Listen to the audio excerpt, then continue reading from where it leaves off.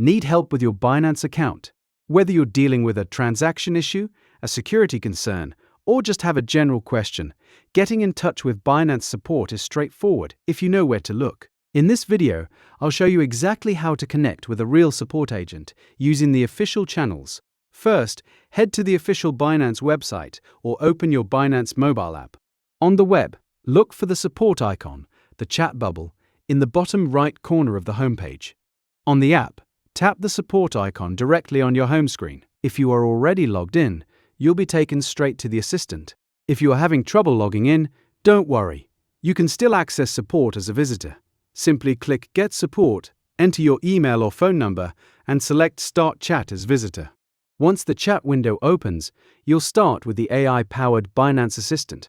To speak to a human, tap again the support icon again. State your problem first to the AI assistant. Then, after that, you can type Customer Support into the chat box and send it. The system will then provide you with a button that says Transfer to Agent. Click or tap that button. This will place you in the queue for the next available human agent. Please be patient. Wait times can vary depending on traffic, but this is the fastest, most reliable way to get a resolution.